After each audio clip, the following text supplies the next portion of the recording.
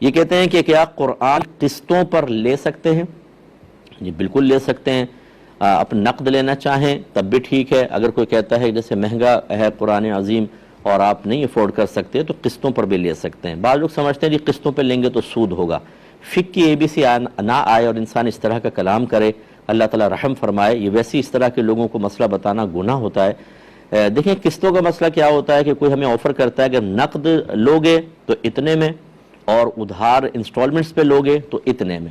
دونوں صورتوں میں وہ اس شے کی قیمت بتا رہا ہے. بس نقد میں چونکہ اس کو فوراً پیسہ مل رہا ہے وہ کم قیمت رکھ رہا ہے, دوسری صورت میں اس کو چونکہ ویٹ کرنا پڑے گا تو اس لیے تھوڑا سا زیادہ قیمت رکھ رہا ہے, لیکن دونوں صورتوں میں وہ قیمت اس ہی چیز کی ہے. تو لہٰذا پھر اس میں یہ ہوگا کہ آپ کوئی ایک صورت منتخب کر لیں. آپ کہیں ٹھیک ہے میں نقد دیتا ہوں یا میں ادھار دیتا ہوں, تو بالکل شرعی طور پہ جائز ہے.